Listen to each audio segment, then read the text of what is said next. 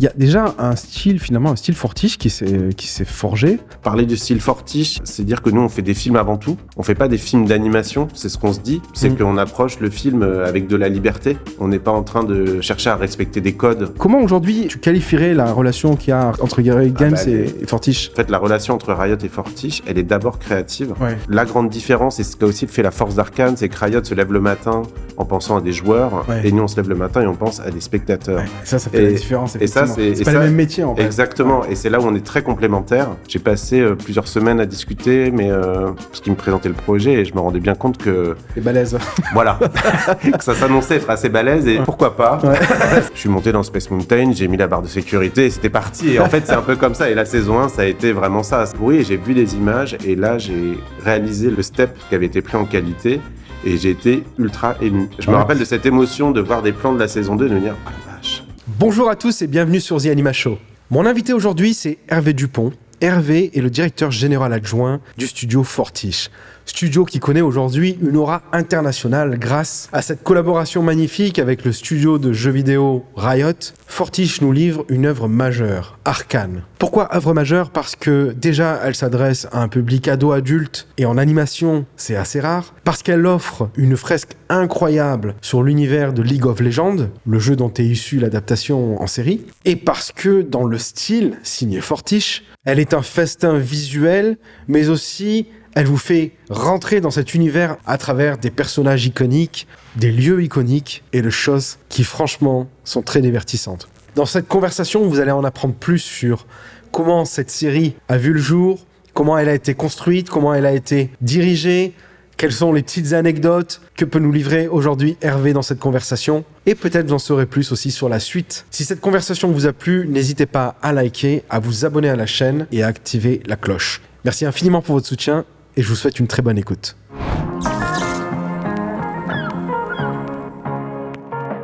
Hervé, bienvenue sur The Anima Show. Merci. Comment on fait pour dépasser le syndrome du deuxième album, le fameux syndrome du deuxième album quand on s'est attaqué à la saison 2 d'Arcane ? Direct. Ouais, bah oui. C'est une très bonne question parce que c'est exactement ce qu'on a vécu au début de la saison 2 d'Arcane. Ouais. On avait commencé en fait à travailler dessus avant la sortie de la saison 1. Et on avait déjà quelques scripts, on avait lancé un peu la production, et c'est vrai que quand la saison 1 est sortie, et que ça a été un tel emballement et un tel... succès planétaire. Voilà, un gros carton, et il y a eu vraiment ce syndrome du deuxième album, où effectivement c'était là, oh là là, faut être à la hauteur, les gens attendent, et puis en plus, il y avait un double effet, il y a la pression naturelle qui nous a un peu tous tombé dessus, puis en plus... on va rajouter à ça, il y a Riot Games et leur communauté, donc il y a beaucoup d'interactions avec la communauté, donc forcément il fallait être un peu aussi à l'affût des attentes de la communauté et un peu prendre en compte aussi leurs notes. Et voilà, donc les plans ont été vachement révisés et on a un peu tout revu et c'est pour ça qu'aussi, voilà, la saison 2 est aussi énorme par rapport à la saison 1. C'est énorme, mais c'est un succès aussi. Oui, voilà. Donc en fait, on a réussi le pari, quoi. Exactement. C'était ça la grande attente. Quand même. Oui, c'est ça. C'était ça la grande attente autour de la sortie de la saison 2. C'est est-ce que est-ce qu'on aura réussi à aller au bout de la démarche et que jusqu'au bout de la démarche, les gens adhèrent au projet. Et en fait, oui, je crois que ça a bien marché, que tout le monde est super content du résultat. Et voilà. L'audience aussi, enfin voilà. Clairement, moi j'ai vu les 2 saisons, effectivement c'est un régal, c'est vraiment une œuvre majeure d'animation, on peut le dire, parce que c'est une animation qui est destination d'un public adulte, ado, enfin c'est assez nouveau. Il y a, je crois, ça, je suis pas dans les chiffres, mais à peu près 250 millions qui a été mis sur la table pour réaliser 18 épisodes. On ne confirme pas ou on n'en infirme pas ces chiffres, c'est Variety. Ouais, c'est ça, voilà. C'est ça. La qualité derrière est démentielle, à la fois dans le scénario, dans l'image, dans l'animation, enfin c'est un régal absolu. Donc félicitations pour ça. J'imagine que dans les responsabilités que tu as, c'est quand même de tenir aussi les équipes, la cadence de production et donc c'est pas toujours simple. Donc, faut bien à un moment avoir les rewards, quoi.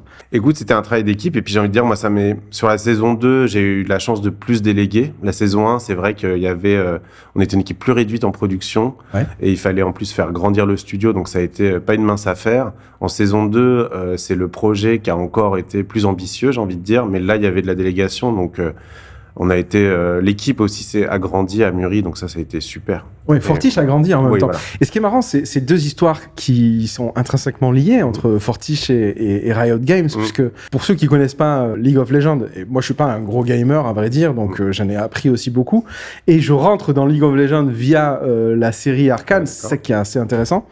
League of Legends, c'est 160 millions de joueurs à travers le monde, mais c'est aussi 75 millions de gens qui vont regarder la finale, enfin c'est 1 à 2 milliards par an de chiffre d'affaires aussi pour Riot Games, enfin c'est énorme en fait déjà. Et donc s'attaquer à un spin, pas un spin mais en tout cas une adaptation en série de ce noyau qui est ce jeu vidéo, c'était pas une mince affaire et vous avez réussi à le faire. Et donc ce qui est fou dans cette histoire, c'est que effectivement Fortiche est né en 2009 je crois par l'initiative de 3 cofondateurs, donc Pascal Charrue, Arnaud Delorme et Jérôme Combe. Ouais. Et la même année sort quelques mois plus tard LOL en fait en ligne, ce qui est complètement dingue de se dire que ces deux naissances en fait, la naissance de ce studio et la naissance du jeu ont lieu la même année quoi. Et comment aujourd'hui tu qualifierais la relation qu'il y a entre Riot Games et Fortiche? Elle est assez unique je pense. Il y a beaucoup de similitudes entre les deux sociétés. En vrai, la base de la relation avec Riot Games, c'est quand ils viennent nous chercher pour faire le clip de Jinx et lancer le personnage de Jinx en 2013. Et donc, Get Jinx, ça s'appelle. Voilà, exactement. Et ça, pour nous, c'était un projet où on s'est rendu compte qu'il y avait un potentiel parce que voilà, c'était League of Legends et tout ça. Et qu'en face de nous, il y avait Christian Linke, qui était quelqu'un qui est arrivé chez Riot au Player Support. Donc vraiment, voilà, qui était monté en interne, mais qui était aussi une ancienne pop star en Allemagne. Et donc, qui était un musicien. Ouais. Donc lui, il l'avait fait monter, il s'occupait de la musique et tout ça. Et c'est lui qui avait levé la main chez Riot en disant peut-être qu'on peut lancer ce personnage en faisant un clip de musique. Et ils ont dit, allez, on essaye. Et puis, c'est lui qui allait repérer Fortiche en ligne et qui est venu nous voir. Et donc... Ils avaient repéré parce qu'à l'époque, Fortiche avait fait un clip... qui s'appelle La Gaviota, qui était sorti en 2012 et qui était complètement confidentiel, on va dire. C'était pour un groupe de musique français, voilà, plutôt indépendant, etc. Mais la facture du clip était déjà assez unique en son genre. Et Gorillaz, le clip de Gorillaz était fait à cette époque déjà ou pas? C'était la même année. C'était la même année. Donc en fait, il y a eu Gorillaz et La Gaviota en 2012. Donc Gorillaz a fait que Fortiche s'est créé un nom dans un certain cercle. C'était le démarrage du style Fortiche, en fait. Et après, donc, Christian nous a repéré avec ça et on a fait... Et j'ai envie de dire, cette relation, donc quand on parle de la relation Riot et Fortiche, ça passe par cette relation entre créatifs. C'est-à-dire que Christian, c'est un musicien qui est venu voir Fortiche pour mettre en image sa musique.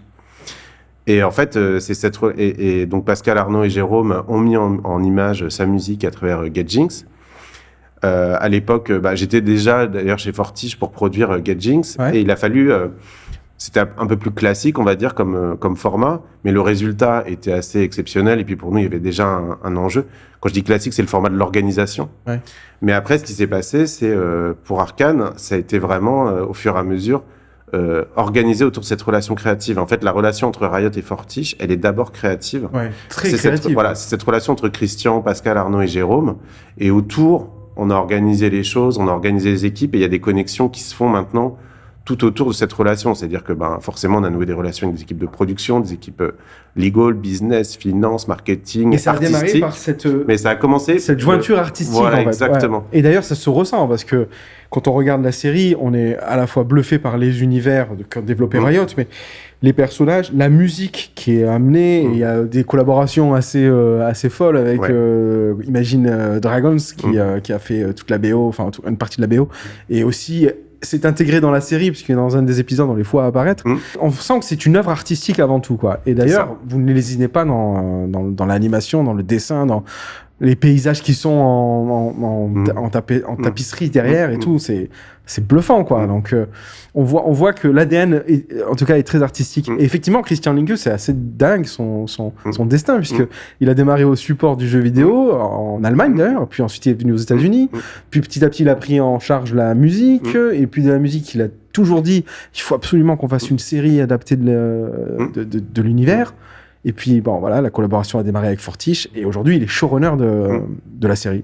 C'est ça. C'est un conte de fées, quoi. Ouais, voilà. C'est énormément de travail, c'est énormément d'ambition de sa part aussi, et qu'il a tenu aussi. C'était, je pense que lui, on peut lui tirer un chapeau d'avoir aussi porté ce projet, voilà, qui était un énorme pari, et il l'a tenu jusqu'au bout. Il a été là, il était présent, et puis nous derrière, ça a créé de l'émulation. En fait, ça force le respect, et puis il est arrivé effectivement, comme eux, ils sont occupé des scénarios, mais aussi de la musique, etc. Quand il arrivait avec les features, tout d'un coup, j'ai Stromae, on a Stromae. Ouais, trop génial. Voilà, donc il y a ce truc aussi de ping-pong, d'émulation qui se crée aussi, qui est inspirant aussi, en fait. C'est vraiment, on se nourrit, entre Fortiche et Riot, on se nourrit l'un l'autre et ça crée cette émulation qui est super. Et voilà. Et donc, dans le côté pratique, comment est-ce que vous collaborez avec les équipes de Riot, en tout cas les équipes créatives, et les équipes de Fortiche? Comment se passent les va-et-vient? J'imagine que eux, ils sont basés à Los Angeles, vous êtes basé à Paris. Voilà.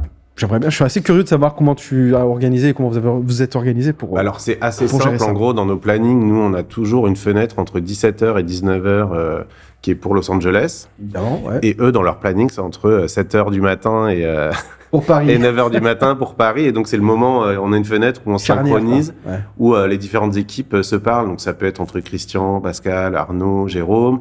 Ça peut être moi avec la prod ou d'autres affaires. Il y a les finances qui se parlent. Enfin, voilà, on a vraiment cette fenêtre où tout d'un coup, on travaille ensemble. Et puis après, voilà. Et chacun va qu'à ses occupations et on se retrouve après par mail. Mais c'est vraiment, c'est assez organique, on le dit souvent. On l'a structuré, on l'a processé au fur et à mesure. On essaie de faire en sorte que les équipes travaillent ensemble comme une seule équipe. Moi, je pousse à ce que les gens se parlent entre eux, etc. Il n'y a pas un super filtre sur toute la relation. C'est au contraire. Moi, je pousse à créer des liens partout. Donc, moi, j'ai des gens qui viennent me voir en me disant, j'ai rencontré un nouveau gars chez Riot. Il s'occupe de ça, il est super et tout. Et les gens, en plus, se kiffent entre Riot et Fortiche. Moi, j'adore ça quand Riot me dit tu sais, Hervé, moi, ma meilleure partie de mon boulot, c'est quand je bosse avec Fortiche et tout. Je l'entends beaucoup, en fait, chez Riot. Et Fortiche, souvent, quand on se retrouve à parler avec des gens... Il y a le même son de cloche, quoi. Voilà, c'est ça. C'est les gens qui font, non, Riot, c'est une grosse boîte. Leurs équipes, elles sont super. Donc, il y a une super aussi stimulation entre les équipes, je trouve. Moi, je suis super content de ça. Et en fait, finalement, on est plus en train de canaliser, en fait, ces énergies qui vont d'un côté et de l'autre. Il s'agit plus de les canaliser qu'autre chose. Mais voilà, donc... Non, c'est top et ça s'organise, ça se fait parce que les gens ont envie de le faire en fait. On va parler de l'œuvre un peu plus en elle-même. Il y a déjà un style Fortiche qui s'est forgé. Un peu des inspirations Miyazaki sur tout ce qui est paysage. Il y a de l'animé, mais l'animé qui est animé en 3D. Donc il y a aussi du sketch puisque certains endroits c'est pas tout à fait net et tout ça, mais ça fait partie de ce style-là. Et j'aimerais bien savoir si vous avez donné un nom à ce style ou si il y a des inspirations profondes que vous partagez tous chez Fortiche pour arriver à ce résultat-là. En fait, on se retrouve souvent à parler du style Fortiche. C'est sûr que c'est un peu une casquette générale. OVNI, quoi. Mais c'est surtout, ça traduit les intentions qui étaient celles de Pascal Arnaud et Jérôme aussi à l'origine et qui sont maintenant aussi, qu'on fait vivre à travers les équipes, en fait. Ce style, il est très lié, en fait, à leurs trois personnalités, on va dire. C'est-à-dire que Arnaud, c'est quelqu'un qui a fait les arts déco, des choses comme ça, mais qui a une énorme influence du cinéma en prise de vue réelle. Tout à fait. On voit d'ailleurs, voilà. Clairement inspiré du cinéma, quoi. C'est ça, les références au studio qu'on va sortir, ça va être Scorsese, Spielberg, plein de grands réalisateurs, de l'animé aussi ou de l'animation en général, mais c'est essentiellement beaucoup les références qui sont convoquées, c'est de la prise de vue réelle. On a Pascal qui vient de la 3D, les Gobelins, qui a un œil, qui est reconnu pour être vraiment un des grands directeurs artistiques de la 3D, en fait, et qui a vraiment et une technique et un œil qui crée aussi cette technique 3D. Et Jérôme aussi, qui est un autodidacte, et donc on n'a pas peur d'aller bidouiller, qui va apporter ce sens de la bidouille, ce sens aussi... Jérôme, c'est lui qui avait réalisé la Gaviota, donc aussi il apporte aussi une autre touche, un autre style... Il a un autre regard, une autre sensibilité, on va dire. Et en fait, c'était ça à la base. Et dans la Gaviota, il y avait tout ça déjà à l'époque où il y avait effectivement des décors peints, de l'animation, mais aussi une mise en scène inspirée de Brian De Palma à l'époque. Tout à fait, ouais. Et sur le style graphique en lui-même, il y a aussi cette envie à l'époque de regarder des artbooks de films et de se dire c'est dommage, des fois l'artbook est plus joli que le résultat final et on aimerait bien voir l'artbook illustré à l'écran, animé à l'écran, quoi. Et ça venait un peu de ça, en fait, aussi, l'idée. C'est de réussir à allier tout ça. Donc, aujourd'hui, parler du style Fortiche, c'est dire que nous, on fait des films avant tout. On fait pas des films d'animation, c'est ce qu'on se dit. C'est qu'on approche le film avec de la liberté.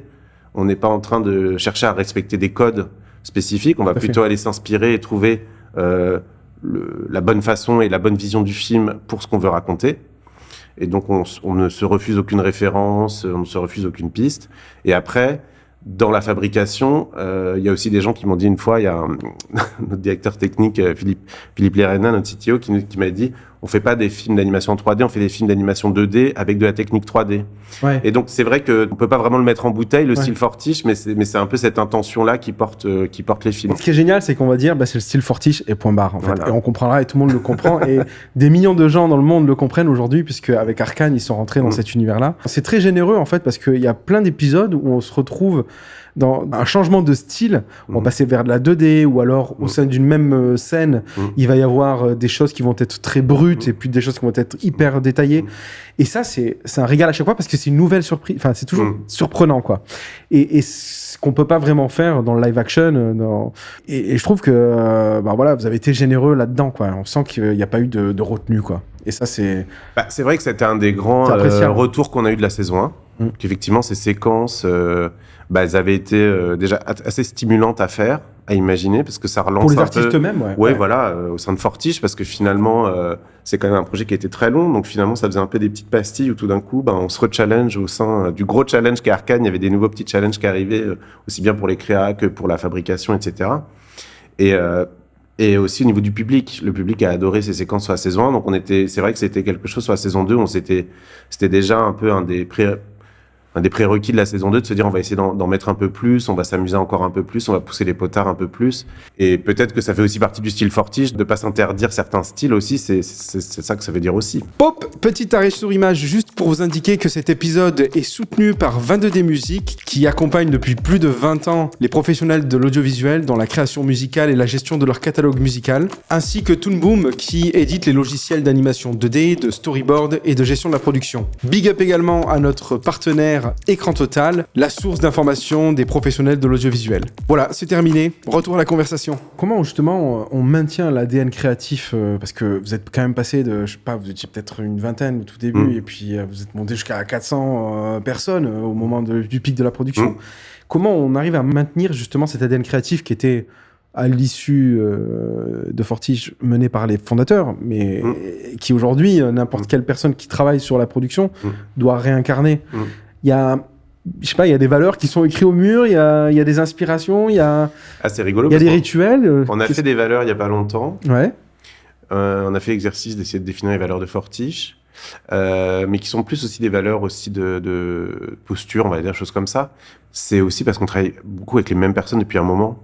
Et donc ça en fait, il y a un effet tache d'huile, en fait. Il y a un effet transmission aussi naturel. Typiquement, Julien Georgel, qui était le DA de Arcane, il a bossé avec Fortiche bien avant. Il était déjà sur l'aventure Get Jinx. C'est une équipe qui a grandi avec le temps et des gens qui ont grandi dans Fortiche. Donc tout d'un coup, il y a un effet comme ça. Le superviseur compositing, Yann Leroy, je vais peut-être dire une bêtise, mais je crois qu'il est arrivé très rapidement après sa sortie d'école à Fortiche, il y a une dizaine d'années. Ouais. Et donc, en fait, quand il est arrivé sur Arcane, il a supervisé le compo. Parce qu'il avait bossé près de Jérôme à la sortie d'école, il était arrivé, il bossait vraiment main dans la main avec Jérôme. Donc tout d'un coup, il y a eu une transmission entre Jérôme et Yann autour de ça. Et donc Yann, il a repris le flambeau un peu du compositing. Pareil sur les textures, Candice Teuillon. On a plein de gens comme ça qui étaient là depuis très longtemps et qui aujourd'hui sont un peu des relais en fait de cette philosophie au sein des équipes. Ouais, qui ont travaillé leur art en fait, voilà. Et qui petit à petit créent une guilde qui elle-même diffuse, c'est ça, non mais c'est un peu ça quoi. En fait c'est un phénomène assez naturel et je pense aussi que ça s'est produit sur Arcane parce qu'en fait c'était ça a duré le temps que ça a duré. Arcane c'est quand même un projet qui a commencé il y a 9 ans. En 2015, 2015, donc ça fait 10 ans maintenant. 10 ans, ouais. Voilà, les premiers tests, et qui a été fini 9 ans après. Donc en fait, sur cette durée aussi, ça permet ça en fait. Ça permet aussi le temps que les gens y rentrent, qu'ils comprennent. Il y a aussi des gens pour qui ça va pas aller, hein, donc ça ne correspondait pas, donc qui sont pas restés. Mais au fur et à mesure, comme ça, Arcane a permis de laisser le temps à cette philosophie de se diffuser aussi. Ouais, donc c'est vraiment une décennie de collaboration avec Riot qui se ressent dans le travail qui est fourni parce que je pense que eux-mêmes sont exigeants avec leurs jeux vidéo. Tout à fait. Et ils demandent la même exigence côté finalement série que vous avez apporté et c'est pour ça que ça fonctionne bien. Est-ce que tu as des souvenirs impénétrable de cette Pénétrable. de cette production? Est-ce qu'il y a des moments d'épiphanie où tu te dis waouh, c'est génial, ou à l'inverse des trucs waouh, c'est complètement dingue, on va jamais réussir? Enfin, il y a des souvenirs comme ça de... Il y en a beaucoup. Ce que j'ai pu dire à une époque, c'est j'étais pas à Fortiche au moment où ils faisaient le test et où ils ont démarré Arcane, mais ils m'ont appelé justement parce que j'avais fait Jinx et c'était bien passé, donc c'était hyper. J'ai beaucoup apprécié parce que c'était en fait Riot et Fortiche qui m'ont dit bah tiens Hervé, tu veux pas venir prendre en charge plaisir, Arcane, ouais. voilà. Donc c'est très j'étais très honoré et en même temps j'ai passé plusieurs semaines à discuter, mais parce qu'ils me présentaient le projet et je me rendais bien compte que C'est balèze. voilà, que ça s'annonçait être assez balèze et à titre personnel, bah en fait, je leur disais, bah on va faire un projet et on va construire un studio sur lesquels moi-même je n'ai jamais travaillé, dans lesquels je n'ai jamais travaillé, j'avais jamais travaillé dans des gros studios comme ça, etc. Donc je leur dis c'est quand même Ouais, tu balèze. réalisais ça, quoi. Voilà, j'étais en train d'appréhender un peu le sujet. Et puis, il y a cet aspect un peu aussi, finalement, un peu inconscient, mais qu'il fallait avoir aussi. Où viens, on verra. Enfin, voilà, on va trouver des solutions. Et c'est vrai que moi, je dis souvent, bah, à un moment, je suis monté dans Space Mountain, j'ai mis la barre de sécurité et c'était parti. Et en fait, c'est un peu comme ça. Et la saison 1, ça a été vraiment ça. Ça a été un grand tour de Space Mountain avec des fortes accélérations et des moments un peu durs et des moments super exaltants. Donc, en fait, et c'était des émotions, beaucoup d'émotions fortes sur la saison 1 parce qu'il a vraiment fallu faire grandir le studio en même temps qu'on faisait la saison 1. On a déménagé 2 fois en cours de production, puis il y a le Covid qui nous est tombé dessus. Une fois qu'on avait trouvé le bon studio, on s'est retrouvé avec le Covid, donc il fallait gérer aussi toute la logistique du studio et l'organisation de tout ça, en même temps que, à l'époque, j'étais aussi beaucoup plus dans le projet, donc on me tirait par la manche. Il y a un problème sur la séquence 3 de l'épisode 12. Voilà, donc j'étais vachement partagé entre plein de trucs, donc c'était assez folklore, on va dire. Ouais. Mais c'était hyper enrichissant. Moi, ça m'a permis, à titre personnel, d'avoir Voilà, j'ai été sur tous les fronts. Un scope incroyable, voilà, en fait. C'est ça. Ouais. Et la saison 2, il y a eu vraiment aussi ce passage de relais avec Christine Ponzevera qui a repris la production sur la saison 2 et avec Nicolas Trout en directeur de production, et ils ont monté toute une équipe de production autour d'eux, etc. Donc moi, j'ai pu un peu passer le relais, et là, ça a été autre chose pour moi, la saison 2, enfin à mon niveau à moi, et au niveau... Ça revêt quoi comme responsabilité sur cette nouvelle c'est un peu saison, plus de recul. Moi, j'étais plus là en soutien, support. J'étais passé à travers, on va dire, tout ça dans la saison 1. Et donc, je pouvais apporter aussi un peu une prise de recul quand il fallait. Un appui aussi vis-à-vis de Riot, parce que forcément, il y a une légitimité qui s'était créée au niveau de la saison 1. Pour moi, en tout cas, ça a été une autre chose sur la saison 2.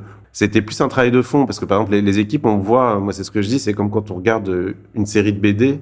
On prend les premiers albums de Lucky Luke et les derniers, on voit qu'il y a un style, en fait, l'évolution du style. Et en fait, il y a ça qui s'est produit aussi sur Arcane, c'est-à-dire qu'entre le début de la saison 1 et la fin de la saison 1, la qualité a augmenté. Et à la reprise à la saison 2, elle a continué d'augmenter.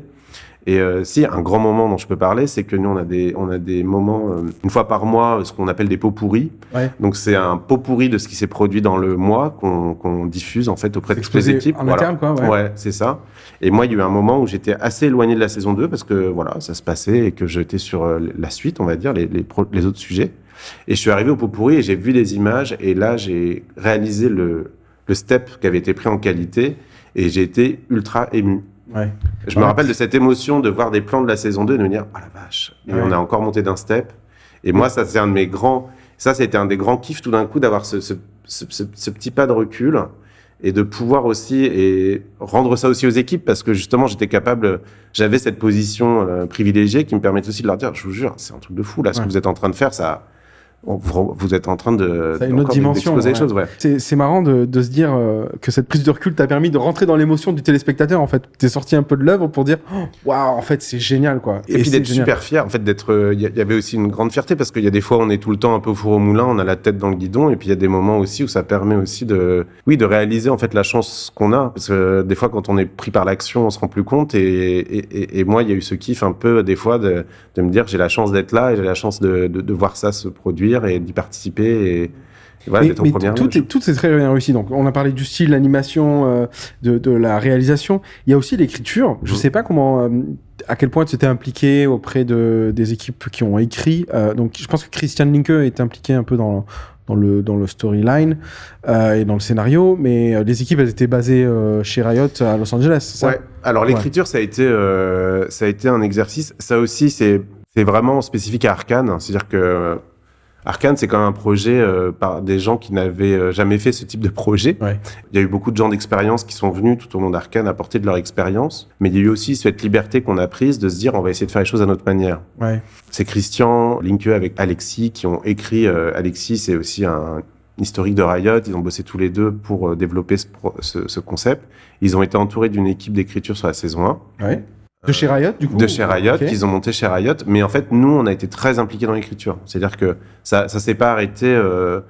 Vous nous voilà, exactement. fournissez le scénario, on fait l'image. Exactement. Pas du tout. Il y avait vraiment, justement, on sent que Fortiche a été lourdement impliqué dans la DA C'est ça. de la série.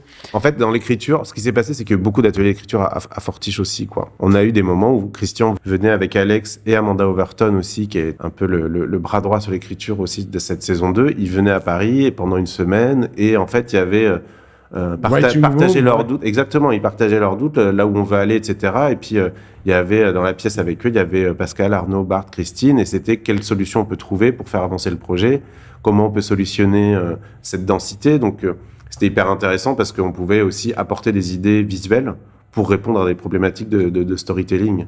Arcane, on sait que c'est dense, mais c'est aussi parce que justement, on a pu aussi recréer plein de choses, faire passer plein de choses par l'image et pas forcément passer par du script, des dialogues et des choses comme ça. Donc c'est ça aussi qui a créé. Il y a une super synergie entre l'image, la mise en scène et l'écriture. C'est très réussi d'avoir, parce que c'est pas toujours facile de réussir à passer des messages ou des comportements ou une évolution de personnage à travers la réalisation plus que par le dialogue ou par le scénario.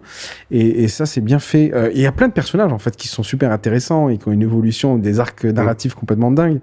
On parle évidemment de Violette et de Jinx, les deux sœurs, mais il y en a plein qui prennent de plus en plus de place, comme Victor ou la mère de Mel. Donc on est vraiment dans une belle mosaïque en fait de ce que peut offrir l'univers de League of Legends, mais avec des surprises à chaque fois dans l'évolution de chacun, quoi. Et donc bravo aussi à toute l'équipe de scénario et de Fortiche finalement d'avoir réussi ce pari. Il est décidé, et je ne sais pas si c'est une responsabilité créative, de stopper, en tout cas, à la saison 2, Arcane, en tout cas dans l'univers qui a été développé en saison 1 et saison 2. Ça va être quoi la suite? Est-ce qu'il va y avoir potentiellement de cet univers de LoL, d'autres spins, d'autres séries qui vont naître? Je ne sais pas si on peut en parler ou pas. En fait... Nous, on travaille toujours avec Riot, évidemment, on développe tout un line-up de projets avec eux. Oui. Donc, League of Legends, le jeu, ils ont inventé un univers qui s'appelle Runeterra, qui est comme une planète, en fait, et qui est composé de plusieurs régions. Et dans le jeu, il y a tous les joueurs, tous les personnages avec lesquels on peut jouer, qui s'appellent donc des champions. 160, je crois, à peu près. 170. Voilà, plus de 170, je crois. Mais ils viennent de plusieurs régions. Et donc, en fait... c'est aussi un des souhaits d'arrêter Arcane après la saison 2, c'est de se dire, on parle que d'une petite... C'est comme si on vous disait on va faire un film sur la France et qu'on oublie le Japon, les États-Unis, l'Amérique latine, etc. Donc là, en fait, il y a plein d'univers à explorer. Noxus, voilà, exactement. Ionia, Demacia, enfin pas mal tout d'autres. Ça. Ouais. Et donc voilà, donc en fait l'idée c'est ça, c'était de s'arrêter là pour se donner aussi la possibilité d'aller explorer d'autres régions, de raconter d'autres histoires avec d'autres personnages. Mais évidemment que si on peut faire des clins d'œil et que ça puisse se répondre, on va... Comme Marvel a développé son univers, en fait, en quelque sorte. C'est un peu comment ça s'appelle, le playbook idéal, ce serait ça, quoi. Évidemment que c'est une référence, mais encore une fois, il faut s'autoriser aussi à trouver la propre façon de raconter ces histoires et de développer cet univers. Trop cool. Donc du coup, tu es toujours à l'œuvre. Tu dois travailler potentiellement sur ces projets-là. Et ça a la même intensité que saison 1 et saison 2, j'imagine? Oui. Ouais. Nous, on a ce line-up avec Riot, mais on est aussi en train de développer d'autres projets en dehors de Riot. On a nos propres projets, donc on a Penelope of Sparta, qu'on a annoncé à Annecy, donc qui est notre premier souhait de long métrage, parce que pour l'instant, c'est un long métrage qui est encore en développement et on est en train de chercher les partenaires. Ouais. Et aussi, on a des gens qui viennent nous voir avec d'autres projets et qui sont très intéressants aussi. Donc en fait, on est en train de développer en fait différentes connexions et différents projets Ce qu'on appelle l'hypercroissance, quoi. Moi, j'appelle ça le multiverse de Fortiche, puisqu'on passe en multi-projet et aussi en multi-activité, puisque Pénélope, c'est le développement de notre propre IP, donc c'est quelque chose de nouveau. Il va falloir qu'on développe aussi des activités de développement, enfin, tout ce qui se passe, tout ce qu'on n'a pas fait sur Arcane, il va falloir qu'on apprenne à le faire et qu'on s'entoure bien pour le faire. Et ensuite, on a donc ça, c'est la multi-activité, et ensuite le multi-projet, puisqu'on va avoir plusieurs projets avec différents partenaires. Donc à la fin, il va falloir aussi, et c'est plutôt moi à ça que je m'organise aujourd'hui, c'est comment on va naviguer là-dedans, comment on va créer de la lisibilité pour que chacun s'y retrouve dans les projets, dans les choses, voilà, et mettre en place la bonne structure pour accueillir en fait tout ça. Donc moi, je suis beaucoup dans la structuration de l'entreprise et aussi dans le relationnel avec les différents partenaires, dont Riot. Voilà. C'est des moments clés comme ça où en fait on passe à l'échelle et c'est pas toujours facile. Et toi, en tant qu'exécutif, finalement, dans ton quotidien professionnel, comment est-ce que tu t'organises justement prioriser tes tâches et tout? Parce que je dois le dire à ceux qui nous écoutent, c'est pas facile de réussir à avoir un invité de chez Fortiche et donc je te remercie d'être là. Et finalement, après l'enregistrement, tu continues ta vie professionnelle. Est-ce que tu as des conseils, toi, ou en tout cas des règles que tu t'appliques à toi sur comment te prioriser parce que quand on arrive à cette envergure de responsabilité? Alors là, je pense qu'il y a beaucoup de gens qui vont regarder. S'il y a des gens de Fortiche qui regardent, ils vont un peu rigoler parce que c'est une difficulté de tous les jours. Ah oui. Et en vrai, vu que le studio se développe un peu continuellement, finalement, moi, ce que je dis, c'est que là, on est en train de rentrer dans une année qui est aussi charnière qu'en 2017, quand Arcane a commencé, finalement. C'est une nouvelle année, c'est une nouvelle étape qui se passe dans l'histoire de Fortiche, et que finalement sur Arcane, il y a toujours eu une croissance aussi autour des saisons. En fait, moi, mon poste, il est toujours un peu en évolution, et je suis toujours en train un peu de rechercher mes repères, en fait. Donc, j'ai pas trop de solutions clés en main. J'ai surtout, je pense que l'envie, à la base, elle est là, le moteur du quotidien. C'est de toute façon l'envie, la passion, regarder ce qu'on fait et se dire, waouh, c'est quand même super. Et c'est ça qui nourrit et qui donne envie d'aller plus loin. Et puis il y a de la matière pour être créatif, en fait, avec tous les potentiels de Fortiche, en fait. Donc c'est aussi assez kiffant de réfléchir à tout ça et à tout ce qui pourrait advenir et de faire en sorte que ça advienne. Non, mais c'est trop cool.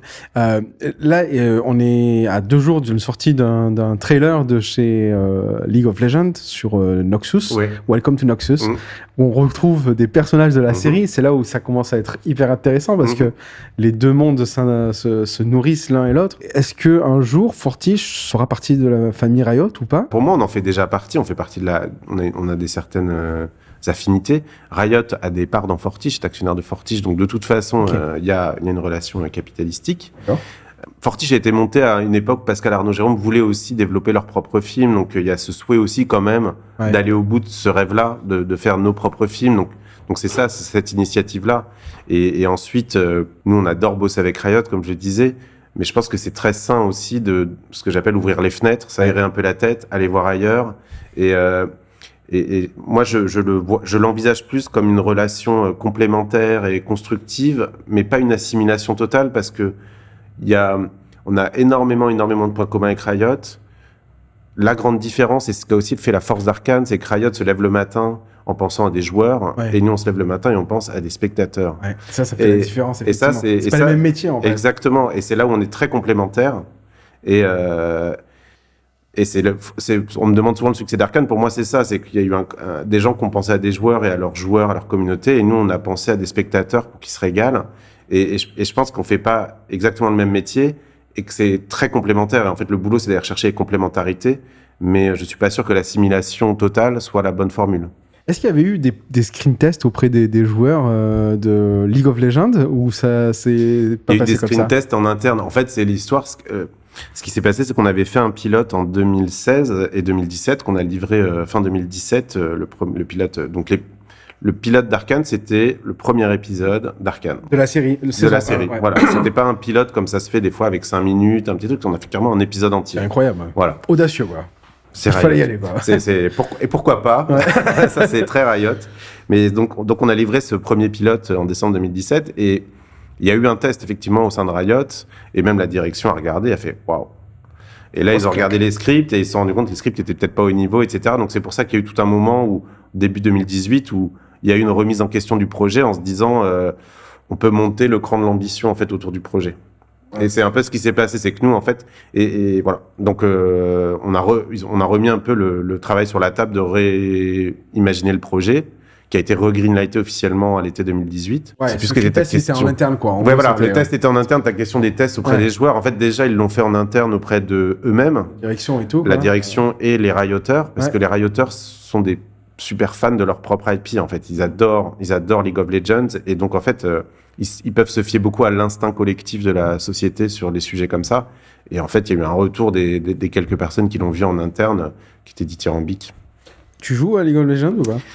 Alors, quand on a fait le clip de Jinx en 2013, Ouais. j'ai essayé un d'accord. tuto, Ok. et je me suis arrêté. Ouais. Voilà. Il paraît J'ai qu'il pas- faut pas commencer parce que ça peut être très addictif. Et j'ai entendu ça, j'ai entendu aussi que c'était très technique. Ouais. Que c'était finalement pas si simple d'accès, qu'il faut être assez chevronné, et ça, c'est pas pour tout le monde. Mm. Par contre, je vais aux compètes, Ah oui. dans les Les à arénas Bercy, et tout, etc. hein. Ouais. Voilà, ça, je trouve ça très marrant.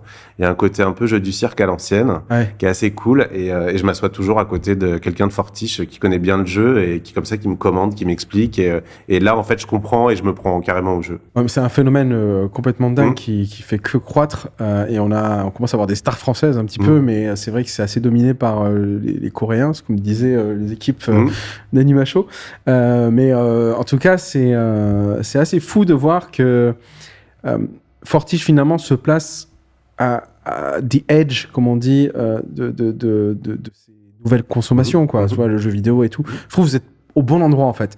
Vous arrivez avec un bon style, vous êtes au bon endroit, vous développez l'animation adulte. Franchement, tous les signaux sont au vert, donc félicitations pour ce travail.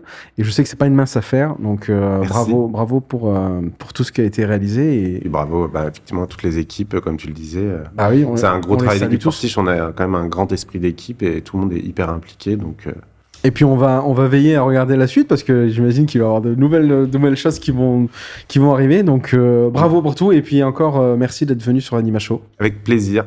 Très sympa, Hervé. Merci.